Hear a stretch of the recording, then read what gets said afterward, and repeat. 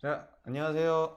오늘 10학년 4강 수업 시작하도록 하겠습니다. 오늘 4강 수업은 좀 특별하게 선생님이 광해군 이야기로 구성을 했어요. 우리가 조선이 건국되고 나서 이제 임진왜란까지 우리가 봤는데 그 과정에서 붕당의 변화도 봤고 가광들의 업적, 조선이 어떻게 기틀을 다졌는까지 봤어요. 근데 교과서의 내용도 그렇고 광해군 부분과 임진왜란 그리고 호란으로 가는 그 과정의 내용들이 약간 좀 빈약하게 나와 있어. 그래서 오늘은 약간 선생님이 전에 지난 학기에 말했던 그 썰전식으로 좀 간단하게 설명을 하려고 해요. 알겠죠? 그래서 오늘 내용은 광해군 이야기입니다. 그래서 광해군이 어떻게 왕이 됐고 광해군은 왜 중립외교를 했으며 그리고 또 광해군은 왜 왕이 아닌 군으로 불리게 됐는지 우리 오늘 그 세 가지 부분 정도를 보도록 하겠습니다. 선생님 구도 잡는 게 좀 안 돼서 되실지 안 되실지 모르겠지만 한번 잡아보고 우리 수업하도록 하겠습니다. 자, 광해군 이야기 시작하도록 할게요. 알겠죠? 자, 광해군 이야기를 시작하겠습니다. 먼저 광해군 이야기 하면은 나오는 게 광해군은 어떻게 왕이 되었을까? 라는 얘기를 먼저 좀 해야 돼요. 광해군은 어떻게 왕이 되었을까? 자, 조선시대에 왕이 되는 기준은 단 하나였어요. 아니, 단 하나이지. 왕이 되는 기준은 몇 가지가 됐는데, 그 첫 번째, 일단, 왕의 아들이어야 돼요. 이건 뭐 당연한 거고. 근데 왕의 아들인데, 누구와 누구 사이, 왕과 누구 사이의 아들이며, 몇 번째 아들인지도 중요했어요. 자, 첫 번째, 왕의 정실 부인이었어야 됐어요. 왕의 정실 부인. 자, 왕의 정실 부인이 누구냐면 바로 중전이죠, 중전. 중전. 중전의 첫 번째 부인이어야 됐습니다. 그 다음에 두 번째, 장자여야 돼요, 장자. 첫째 아들이어야 돼. 그런 사람들만 왕이 될 수 있었어. 근데 그 법칙이 깨진 게 조선시대 한 번 있었죠. 우리 아까 배웠던 계유정난, 예전에 배웠었던 세조. 얘는 장자야 아니야. 중전의 아들인 거 맞아. 왕의 아들인 거 맞아. 하지만 장자가 아니었어. 그래서 조카를 몰아내고 왕이 됐던 사람이 세조예요. 자, 그 다음에 두 번째로 적통도 아니고 그 방계 출신이라고 해요. 방계 출신의 왕 중에 처음 왕이 된 사람이 누구냐면 바로 선조예요. 사실 세조까지는 그래도 중전의 아들이었고 그 다음에 왕의 후보 중에 가장 가까운 순이었어. 근데 이 반개 출신은 뭐냐면 왕이 서열에서 거의 완전 밀려난 애들이야. 왕이 될 수 없는 애들. 근데 왕이 될 수 없는 선조가 왕이 됩니다. 지금 광해군이 어떻게 왕이 되었는가를 물어보는데 왜 갑자기 선조에게? 여기서부터 광해군이 왕이 되는 그 과정을 설명할 수 있습니다. 자, 반개 출신이었던 선조가 왕이 되어 여기 그 내용이 나와 있는데 선조의 아버지는 덕흥대원군입니다. 덕흥대원군. 그럼 덕흥대원군은 누구냐? 중종과 창빈, 안씨, 후궁 사이에서 왕과 후궁 사이에서 나온 아들이 바로 덕흥대원군이에요. 그러면 중종은 누구였냐면 우리 그 조광조 얘기 나왔을 때 배웠던 왕이에요. 자, 중종과 문정왕후라는 중전 사이에서 난 아들이 누구냐면 바로 명종인데 얘가 왕이 될 수 있었어. 그래서 얘가 왕이 됐어요. 명종이. 하지만 명종은 되게 약간 뭔가 병약했고 어머니 문정왕후가 굉장히 센 여자야. 그래서 외척간의 다툼 속에 시달리다가 뭔가 이제 문제가 있었나 봐 몸에. 그래서 후사를 보지 못해요. 후사를. 그래서 몸은 점점 죽어가고 자기의 끝이 보이는데 아들이 없으니까 조선 왕실을 이어나갈 방법이 없는 거야. 그래서 명종이 세 명의 왕이 반계 출신의 아이들을 불러요. 그나마 그래도 왕이 될 자질을 가졌다고 생각하는 아이들. 그 중에 바로 선조가 있었어요. 그때 당시 이름이 이제 대군의 이름이 군의 이름이 하성군이었어요. 하성군이었던 선조가 명종 앞에 앉습니다. 그래서 명종이 얘기를 해요.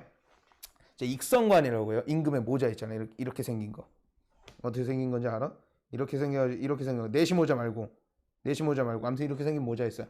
이걸 벗어. 이걸 벗은 다음에 애들한테 써보라고 얘기를 해. 근데 사실 나이 어린 애들이었어. 그렇게 막 완전히 어린 애들도 아니었지만 그렇다고 이제 막 완전 사리분간 잘하는 애들은 아니었단 말이야. 명종이 걔네들 앞에 놓고 너네 이거 한번 써봐라 했는데 앞에 두 명은 막 썼어. 와 신난다 왕의 모자다 막 이러고 썼단 말이야. 근데 선조인 하성군은 모자를 내려놓고 이렇게 얘기해요. 감히 왕의 모자를 제가 쓸 수는 없습니다. 명종이 그걸 보고 아 얘 사리분별을 할 줄 아는 애가 똑똑한 애구나. 그래서 방개 출신의 선조가 왕이 됩니다. 그래서 사실 선조는 평가가 되게 많아요. 되게 고집불통해. 그 다음에 의심 많고, 그 다음에 판가르기 하고, 막 이런 왕이야. 그리고 임진왜란 하면서 도망치기 제일 잘했고, 무능한 임금으로 보여지는데 사실 선조가 생각보다 되게 똘똘했어요. 똑똑했고 그랬지만은 문제는 뭐냐면 선조는 왕이 될 준비가 되지 않은 사람이 왕이 됐던 게 문제예요. 그리고 지지 기반이 없었다라는 거. 그래서 선조는 왕을 하면서 가장 큰 콤플렉스가 뭐냐면 자신이 방개 출신이었다는 거야. 그래서 적어도 내 다음 때는 방개 출신이 왕이 되면 안 돼. 무조건 적장자, 나의 중전과 내 사이에서 낳은 아들이 왕이 돼야 돼. 그래야 내가 힘을 쓸 수 있어. 그래야 무시 안 당해. 라는 생각이 머릿속에 피 박혀 있는 거야. 근데 문제는 뭐냐면 자, 의인왕후 선조의 첫 번째 부인이에요. 중전이죠. 의인하고 선조 사이에는 자식이 없었어. 여기서 불행이 시작이에요. 그러고 나서 자 공빈 김씨 후궁한테서 두 명의 아들을 보는데 그게 바로 임해군과 광해군이에요. 그리고 또 하나의 후궁한테서 정황군을 봤었죠. 요거는 이제 이름 기억하고 있어서 이따 또 얘기하니까. 자 임해군이 첫째고 광해군이 둘째예요. 그럼 선조한테는 영창대군이 한참 나중에 나와요. 자, 선조한테는 또 적장자가 없는 거야. 그러니까 선조가 고민이 많았어. 근데 문제는 뭐냐면 그러면 그래도 세자는 누가 해야 돼? 임해군이 해야 되잖아. 근데 임해군이 개차반 중에 개차반이에요. 완전 망나니. 그래서 백성들이 굉장히 싫어했던 그 왕자예요. 그 일례로 선조가 궁을 버리고 도망가니까 백성들이 화가 나서 경복궁을 불태웠잖아. 경복궁을 불태우면서 누구 집도 불태웠냐면 임해군 집도 불태워. 임해군의 집도. 그래서 임해군 심지어 임진왜란 중에는 백성들이 임해군을 일본군한테 갖다가 넘겨. 이 망할 놈 이러면서. 실제로 그렇게 임해군의 평판이나 품성이 그렇게 좋지 않았어. 그래서 이 애지감치 세자로는 들어올 수 없었어요. 근데 광해군은 달랐어. 똘똘했어 얘가. 똘똘하고 착하고 그다음에 되게 비상했어. 그러니까 선조가 항상 그런 생각을 했었을 것 같아. 저 자식이 후궁이 아니었으면 얼마나 좋았을까. 그래서 선조가 광해군이 아무리 똑똑하고 잘났어도 절대 선조한테 광해군한테 세자 자리를 주지 않았어. 자식이 없음에도 불구하고 적장자의 자식이. 그러다가 임진왜란이 터지기 얼마 직전에 바로 직전에 임진왜란 터지기 얼마 안 남은 시점에서 임목광으로부터 그러니까 새로운 첩을 들인 거야. 중전을 맞아들여서 드디어 대군을 낳아요. 대군. 그러고 나서 얼마 안 있어 임진왜란이 터졌어. 그러니까 선조는 무슨 생각이었냐면 임진왜란이 터지지 않았으면 아마 왕은 영창대군이 됐었을 거예요. 근데 영창대군이 아주 갓난아기였을 때 임진왜란이 터져버리면서 국가에 재난이 벌어진 거야. 그래서 빨리 후계를 정해놓지 않으면 만약에 선조가 죽어봐. 그러면 한 두 살 빼기 얘가 어떻게 왕을 해. 나라가 망하는 거야. 그래서 선조가 어쩔 수 없이 광해군에게 세자 자리를 줍니다. 그러나서 광해군이 도망간 선조 대신 모든 전쟁을 다 수행해요. 아무튼 이런 일이 있었어요. 이런 상황 속에서 이런 약점을 가진 상태로 임진왜란이 끝나자마자 세자가 책봉된 상태로 선조가 죽으면서 광해군이 왕이 됩니다. 사실 이제 광해군이 왕이 되는 과정은 너무나도 힘들었어. 이제 그거를 이제 다음에 좀 얘기를 할 텐데 임진왜란 얘기를 좀 하면서 해야 돼요. 자, 광해군이 왕이 되는 과정이 힘들었던 이유 중에 하나가 바로 임진왜란 때문이라고도 선생님은 생각을 해요. 왜냐면 선조는 도망을 했잖아. 자, 여기서 아버지를 대신해서 분조를 이끌고 의병들을 통솔했다는 얘기가 무슨 말이냐면 이 분조는 사상 최초로 정권을 두 개로 나눈 거야. 조선이라는 나라는 하나가 있는데 선조가 이끄는 정권과 광해군이 이끄는 정권 두 개로 나뉘어진 거야. 이게 웃긴 게 뭐냐면 선조가 광해군이 아무리 똑똑하고 잘나고 왕의 자질을 가지고 있었어도 광해군한테 세자자리 주지 않아서 영창대군 크면 주려고 세자자리 전례 물려주지 않았단 말이야. 근데 전쟁 터지니까 자기 도망가야 되니까 자기 방패막이로 삼으려고 세자 삼아 준 거야. 그래서 분조를 이끌고 전쟁을 통솔하기 시작해요. 근데 이게 여기서 웬걸? 최전선에서 싸운 광해군을 백성들이 좋아하기 시작하고 광해군이 또 임진왜란에서 여러 가지 전승을 세우기도 합니다. 그러니까 이게 또 웃기게 된 거야. 아버지 선조는 그런 광해군을 라이벌로 생각하게 됩니다. 그래서 실제로 라이벌로 생각했다는 게 이게 무슨 말이냐면 선조가 전쟁 중에도 그렇고 전쟁이 끝난 이후에도 그렇고 여러 번 선위하겠다고 그래. 선위.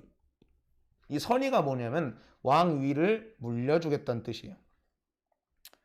그러면 선조는 무능하잖아. 전쟁 때 선조가 무능한 건 다 판단이 났어. 판명이 났어. 그리고 광해군이 유능한 것 같고 아무리 적장자도 영창대군은 아직 애야 애. 애. 거의 이제 승수보다 어린 나이라고 생각을 하면 될 거야. 그러다 보니까 선위하면 너무나도 좋은 거야. 신하들 입장에서. 근데 문제는 여기서 선조가 나 왕 안 해. 이제 광해군한테 물려줄 거니까 너네가 알아서 준비해. 이렇게 말을 했어도 네 알겠습니다. 광해군이 내일부터 왕 할 거예요. 선조 장례가 이렇게 하면 역적이에요. 그럴 수가 없었어. 그래서 양위 발표를 하면 광해군은 석고대죄를 하면서 제발 선의를 물려달라고. 자기 안 받겠다고. 맨날 그렇게 쇼를 하고 그 다음에 신하들은 자기네는 광해군을 따르지 않는다고 이제 정치적 맹세를 해야 되는 그런 일이 재위 기간 내내 있었어요. 선조가 선조가 죽을 때까지 그랬어. 그러니까 문제는 뭐냐면 광해군이 이런 상황인 거야. 전쟁도 내가 다 했어. 그런데 아버지는 자꾸 나의 충성심과 신하들의 충성심을 확인하기 위해서 선의하겠다고 쇼를 벌이고 나는 맨날 아버지 선의하겠다고 하면은 돗자리 깔고 무릎 꿇고 아버지 잘못했습니다. 저의 죄를 용서해 주시옵소서 이러면서 계속 빌어. 이런 상황이 몇십 년을 지속됐던 거예요. 전쟁도 힘들었는데. 아무튼 그런 상황에서 선조가 전쟁이 끝나고 늙어 병들어 갑자기 죽게 되면서 광해군이 왕이 됩니다. 알겠죠? 왕이 되는 과정이 너무나도 힘들었어. 근데 처음에 이 광해군이 왕이 되고 나서 굉장히 잘했어요. 그 성군의 자질이 있었어. 확실히 전쟁을 이끌 정도면 되게 탁월했다라는 거야 광해군이. 그래서 전쟁 초기에 이제 광해군이 왕이 되면서 제일 중요시 여겼던 건 뭐냐면 바로 두 가지예요. 두 가지. 뭐냐면 자 중리배교랑 전후복구예요. 자 전후복구는 전쟁 끝난 지 얼마 안 된 상태에서 광해군이 왕이 됐단 말이야. 그래서 전후복구 하려고 열심히 노력했어. 그래서 백성들도 처음엔 다 들어왔고 신하들도 잘 따랐어요. 문제는 이때 신하들은 붕당이었어요. 붕당. 동인과 서인이 막 싸우는 상황 가운데 동인이 집권했고 그 동인이 이제 북인과 남인으로 나뉜 다음에 영창대군 사이에서 이제 대북파와 소북파로 나뉘었었잖아. 기억나죠? 그러면서 광해군이 왕이 되면서 대북파가 정권을 잡은 상황이었어. 그래도 나름 광해군은 정치 균형을 맞춰주고 있었어. 초반에는. 그러면서 전후복구 사업 열심히 하고 중리배교를 준비하기 시작합니다. 이 중리배교를 하는 이유 중에 하나가 첫 번째는 여진족이었던 금나라가 명나라를 이길 수 있을 정도로 강성하게 세력이 형성돼 있던 거야. 그러니까 이제 광해군 입장에서 전쟁 끝난 지 얼마 안 됐는데 명나라와 후금의 전쟁 사이에 자기가 껴버리게 되면 조선은 망하게 되는 거야. 이미 임진왜란 7년간 전쟁을 했는데 여기서 줄타기 잘못해봐. 후금한테 줄타기 했는데 명나라가 이겨버리면, 그렇다고 명나라한테 줄타기 했는데 금나라가 이겨버리면 조선은 전쟁 끝난 지 얼마 안 돼서 그냥 망해버리는 거야. 광해군이 이거에 대한 너무나 큰 스트레스가 있었어. 그래서 어떻게 하면 조선을 살릴 수 있을까 해서 찾았던 게 중리배교야. 중리배교를 할 수밖에 없었던 이유 중에 하나는 첫 번째, 자 명나라가 조선을 도와줬다는 거야. 도와줬었다. 그러니까 조선은 성리학의 나라야. 성리학의 나라잖아. 특히 그리고 이 성리학의 보수층은 서인이에요. 서인. 이 서인들이 명나라를 도와야 된다. 명나라를 도와서 후금을 쳐야 된다고 강력하게 주장을 해요. 강력하게. 근데 이제 강력하게 주장을 해도 당장 지금 봤을 때는 금나라가 더 세단 말이야. 근데 옛날에 도와줬던 제조지은, 옛날에 얻은 그 성은과 같은 그 은혜를 버릴 수는 없다라는 거야. 아무리 금나라가 세도. 그래서 서인들이 막 반발해. 그게 반대로 그렇다고 서인 얘기 듣고 명나라 도와줬다가 망하게 생긴 거야. 그래서 광해군이 고민을 하다가 자 줄타기를 해요. 명나라도 도와주면서 청나라한테 자기가 싸울 의지가 없다라는 얘기를 분명히 전달하는데 그 한 사례가 바로 요 강홍립 장군을 보낸 파병 사건이에요. 자, 무슨 말이냐면 명나라 금나라의 전쟁이 벌어지니까 명나라에서 조선한테 얘기해. 전쟁 끝난 지 얼마 안 된 뼈저리게 가난한 조선한테 야 너네 군대 좀 보내. 우리가 도와줬잖아. 너네 안 보내면 우리가 후금 잡고 니네도 잡는다? 이런 식으로 협박했겠지. 이제 고민이 되는 거야. 광해군은. 이걸 보내야 돼? 근데 후금에서도 사신이 왔겠지. 너네 그거 보내면 명나라 치고 나서 니네 칠 거야. 이제 크나큰 고민에 빠집니다. 광해군은. 그 안에서 정치권에서도 막 말이 바뀌어. 대북파 애들은 특히 북인 쪽 애들은 금나라를 도와야 된다 막 이렇게 얘기하고 있고 서인 애들은 성리학의 유교 질서 안에서 우리가 은혜를 입었는데 어떻게 금나라를 도우냐. 당연히 명나라를 도와야 된다. 나라가 망해도 명나라를 도와줘야 된다 라고까지 얘기를 해요. 그런 상황에서 광해군이 강홍립 장군을 보내면서 하나의 밀서를 말했는데 비밀 명령을 내리는데 자 명예 구원병 요청에 따라 출병을 하지만 앞서 싸우지 않아. 최전방에서 싸우지 않고 최대한 도망치면서 싸우다가 전세가 불리해지면 청나라에 항복하라는 거야. 항복을 해서 우리 백성들을 살려라. 이런 식의 실리 외교를 하기 시작했습니다. 광해군은. 그러니까 명나라 청나라 사이에서 아슬아슬하게 줄타기를 하고 있었습니다. 근데 그랬던 광해군이 갑자기 인조반정으로 물러나게 됩니다. 자, 이 인조반정이 일어난 원인은 여러 가지가 있는데 그 첫 번째 원인은 일단은 중립외교예요. 아니라고는 할 수는 이게 중립외교가 100% 맞다고는 할 수 없지만 한 가지 명분이 돼. 왜냐면 명나라를 저버렸다고 생각하는 신하들이 있어요. 누구들이냐면 바로 서인이에요. 서인. 그리고 또 하나는 두 번째 개추곡사라고 해서 1613년에 개추곡사가 일어나는데 자 우리 아까 기억나죠? 영창대군. 이때 당시 영창대군의 나이가 9살인데 영창대군을 왕으로 만들려는 움직임이 있다는 거짓된 고변이 들어오면서 영모 사건이 일어나. 그래서 영창대군이 대군에서 강등되고 강화도에 유배를 당해요. 영창대군이. 근데 이 영창대군을 죽여야 된다는 의견들이 되게 많아. 왜냐면 광해군은 세자 시절부터 왕되기가 너무나도 어려웠어. 그리고 세자가 되고 나서도 영창대군이라는 존재 때문에 자기가 왕되는 게 너무너무 불안했었단 말이야. 그러다 선조가 갑자기 죽으면서 자기가 왕이 됐지만 이 영창대군의 존재는 계속해서 신경 쓰였어요. 그런 상황에서 이 개추곡사 같은 영창대군을 중심으로 한 영모 사건이 일어났다는 얘기를 들으니까 더 이상 영창대군을 살려두면 안 되겠다라는 얘기도 굉장히 많았어요. 광해군은 스스로 그 생각을 했는지 안 했는지는 잘 모르겠어요. 야사에는 광해군이 영창대군을 굉장히 싫어했다 라고 얘기까지가 나와요. 아무튼 그러다 보니까 신하들이 특히 이 대북파의 수장이었던 이이첨이라는 사람이 영창대군을 죽여야 된다라고 주장을 했고 그래서 개추곡사 이후에 강화도에서 유배를 받고 있던 9살짜리 영창대군이 초가집에서 쪄 죽어요. 무슨 말이냐면 문을 다 나무로 막아서 못질을 해놓은 다음에 아궁이에 불을 24시간을 떼요. 그래서 그 안에서 9살짜리 애가 바닥에 눕지도 못하고 도망도 못 가고 그 안에서 그냥 쪄 죽게 됩니다. 9살짜리 동생을 쪄 죽인 거예요. 자, 근데 문제는 뭐냐면 자, 여기 보자. 영창대군의 엄마가 누구야? 임모광우죠. 근데 선조가 죽었잖아. 그럼 얘는 대비가 돼요. 대비. 그러면 광해군 시절에 임목대비가 왕실의 제일 큰 어른이에요. 근데 왕실의 제일 큰 어른이 살아있는데, 그리고 영창대군 엄마가 살아있는데 영창대군을 죽여버린 거야. 그러니까 임목대비와의 관계가, 광해군과의 관계가 어떻게 했어? 굉장히 껄끄럽겠죠. 그래서 실제로 족보상으로는 엄마인 임목대비를 폐위시키고 폐비로 만들고 강등시킨 다음에 서궁에 가둬놔요.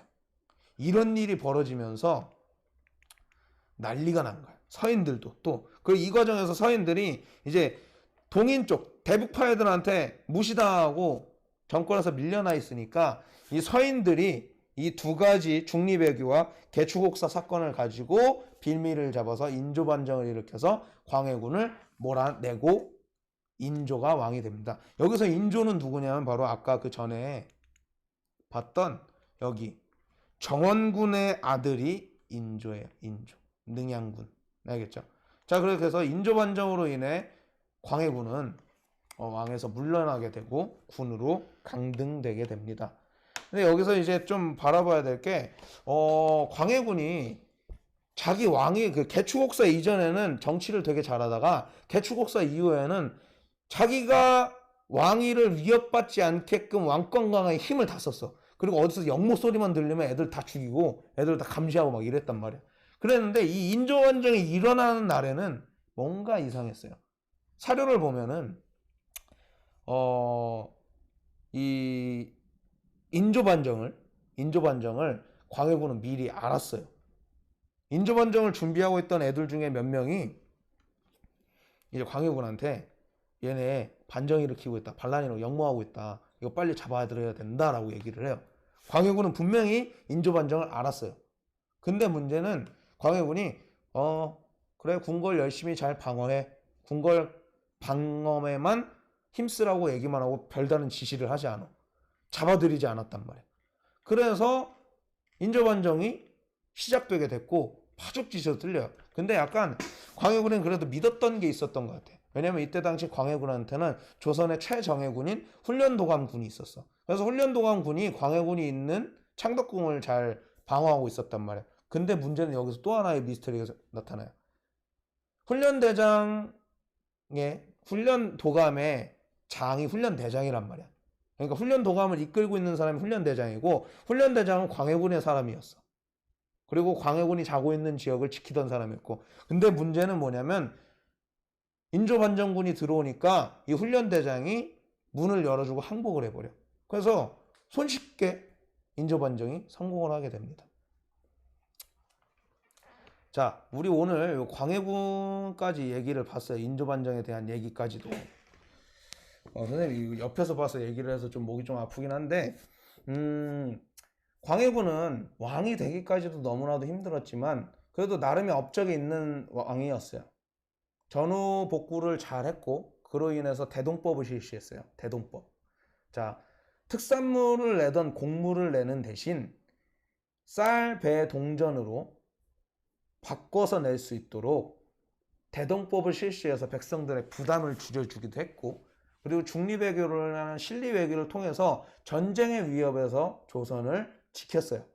요 두 가지 업적에서만 보면은 너무나도 왕으로서 성군이었는데, 문제는 개추곡사와 같은 일, 그리고 약간 권력을 대북파에만 몰아줬던 일, 요 두 가지 사건 때문에 결국에는 왕에서 밀려나게 되고 군으로 강등되지 않았을까 하고 싶습니다. 그리고 인조반정을 통해 인조가 왕이 됐는데, 이때 이제 조선에 큰 시련이 다가옵니다. 인조가 왕이 되면서 서인이 집권을 하게 돼요. 근데 서인이 이때부터 계속 외쳤던 건 명나라에 대해 은혜를 갚아야 된다, 명나라를 섬겨야 된다 라는 주장을 하면서 광해군 때 이어졌던 중리외교가 완전히 끝나버리게 되고, 인조 때는 친명 배금 정책을 펼치게 돼요.